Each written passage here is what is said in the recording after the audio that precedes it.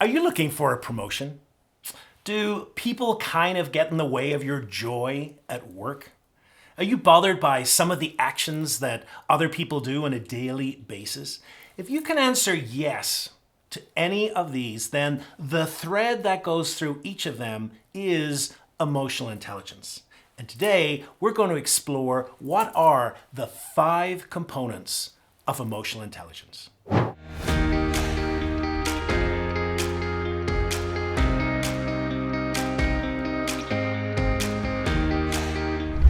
Today we're going to explore the 5 building blocks of emotional intelligence. Why is that important? It's important because research is clear.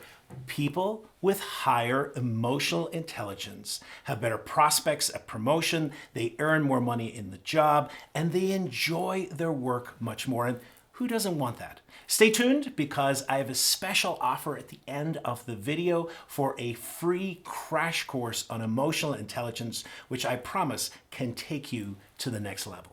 When we think about emotional intelligence, it's a curious thing because there are many different elements that go into it, but I think it's very helpful to break it down into 5 different building blocks. So let's explore each of those building blocks, and for each one as well, I'll give you a little tip on an exercise that you might want to incorporate into your daily life to really help you grow in that area.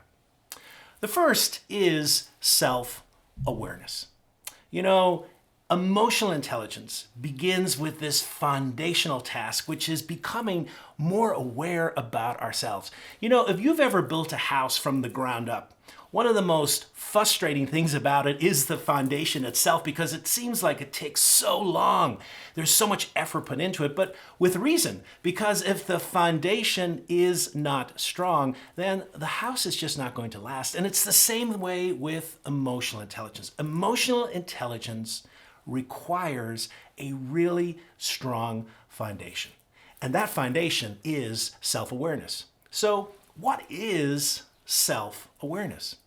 Well, self-awareness is this ability that people have to be aware and to notice what is happening to them on a moment-to-moment basis.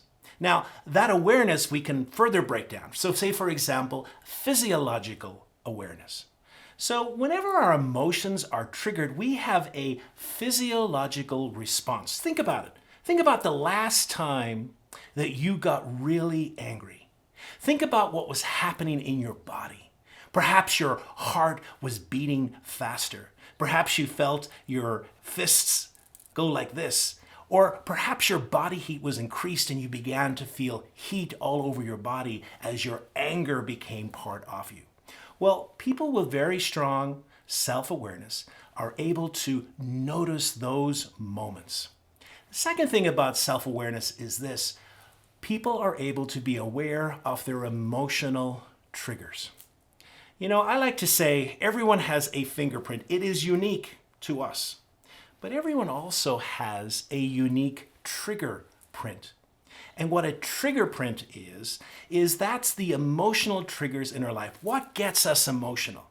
Now, why it's unique is, yes, there are some things that are inherited. Most people are afraid of snakes. Most people are afraid of falling. But perhaps there's something unique to you, something the way that you were brought up, something that happened in your adolescence, something that happened perhaps only a few days ago that's imparted a trigger and it sets off an emotion within you. To be self-aware of those triggers is incredibly important because it helps us to be very reflective in how we respond and not just to react with behaviors, that we regret later on. So that's self-awareness. What is a good exercise for self-awareness? One of the most pivotal times in our daily routine is moving from work to home and home to work, even inside the house where many of us have been during the pandemic. And I think we have to be very reflective how we do that. Sometimes something has happened and all of a sudden then we go to a meeting and we've been triggered emotionally and we're not really aware of how we're showing up. So what I like to suggest with the people I work with is be very deliberate in those movements. Just take maybe 30 seconds, 1 minute to reflect on what's just happened And what's the meeting I'm going into? Or if you're going from work to home, what's just happened in that meeting? Is there anything that's upsetting me?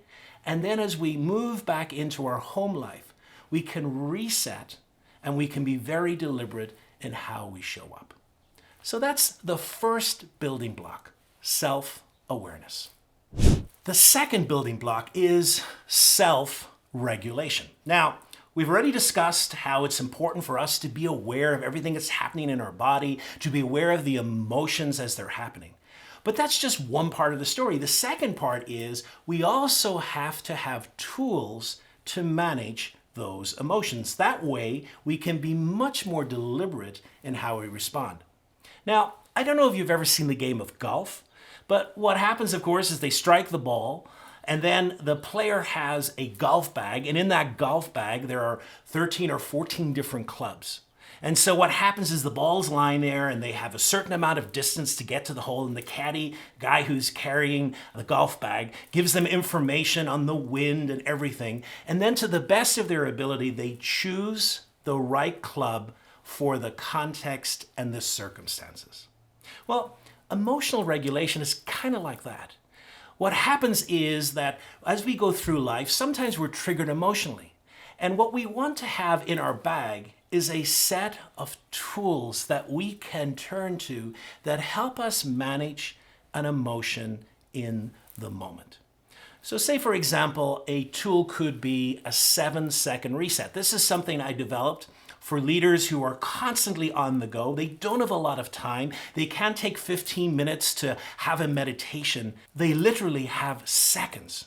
And so what the 7-second reset is this. So anytime you find yourself, you've been triggered emotionally, or you want to kind of change the mood you're in, then just take 7 seconds to reset. Second number one is put your feet on the ground. By putting your feet on the ground, you begin to feel the physicality of your feet, and all of a sudden you move away from feeling so emotional.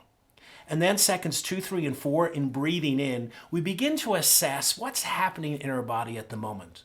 Are we perhaps triggered in a way? Can we feel some stress in our body, our heart beating? Can we feel that there's tension? Have we moved forward perhaps, or have we kind of withdrawn and moved backwards? And then in seconds 5, 6, and 7, we breathe out and we make micro adjustments so that we can be more present in the moment, that we can be more reflective, and that we can choose behaviors that serve us and serve the other people that we're with.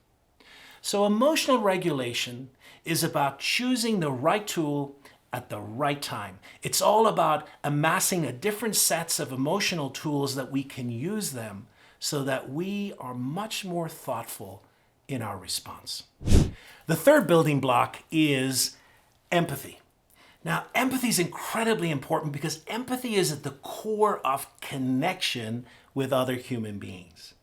Now, what is empathy? Well, empathy is literally walking in the shoes of another person. It's this ability that we have unique as human beings to really put ourselves in those shoes, to begin to not only think about what another person is going through, but actually to feel what another person is going through.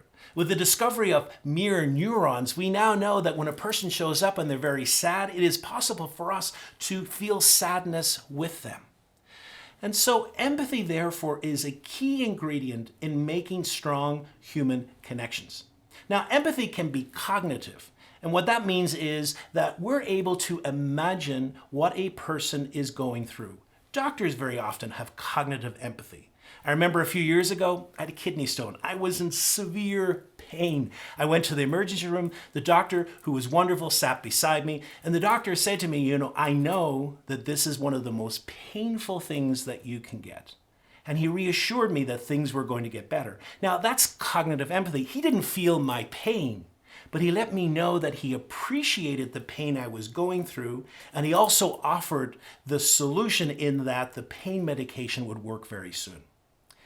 The next type of empathy is emotional empathy, and this is empathy where we begin to feel what another person is feeling.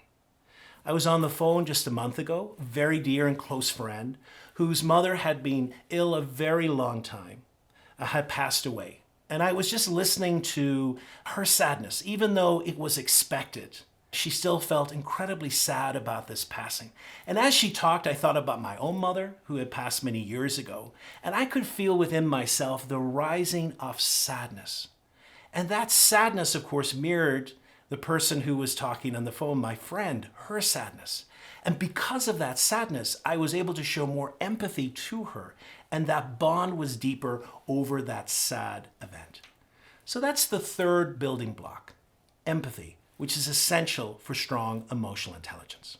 If you're liking the content today, I invite you to subscribe below, to press the bell as well when you'll be notified of new videos. Every Wednesday, I release something new on the area of emotional intelligence, an educational video on all aspects of emotional intelligence at work and at home. So please subscribe below. The fourth building block is motivation. People with strong emotional intelligence skills are able to motivate themselves. They're able to set goals. There's a progress in their lives, a forward-setting progress that helps them achieve goals. Now, motivation can be extrinsic or intrinsic. By extrinsic, we mean that we get a reward. There's something external that pushes us forward. But intrinsic motivation, which is much more important and is clearly identifiable in people with strong emotional intelligence, it's this ability to use our values, to use our future goals to drive us. It comes from within.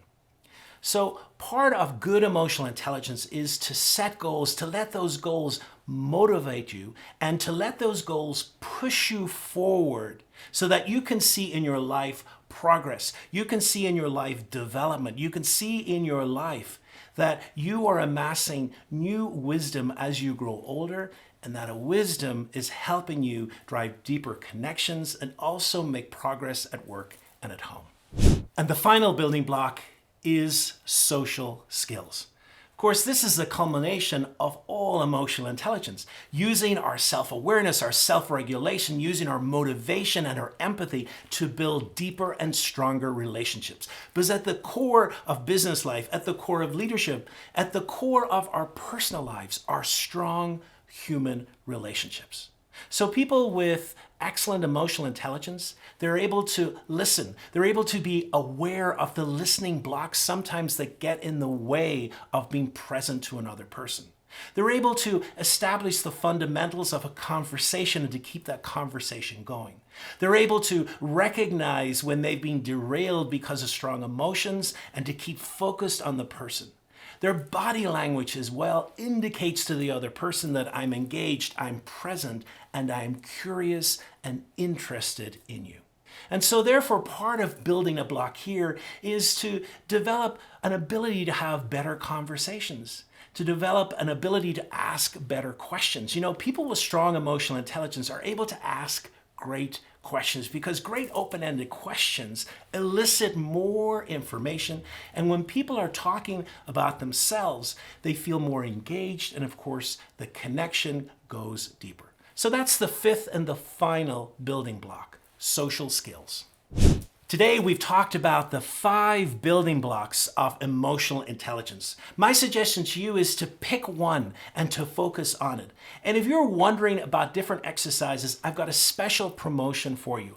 I put together an emotional intelligence crash course. It's an online course which goes through the different elements of emotional intelligence and also gives you some practical exercises that you can use right now, today, to help you expand your emotional intelligence. Details about the crash course can be found below. I invite you to go over to sign up and to get working on your emotional intelligence today. And if you've enjoyed this video, I invite you to go and visit the next one, which is all about our self-awareness and why self-awareness is so important.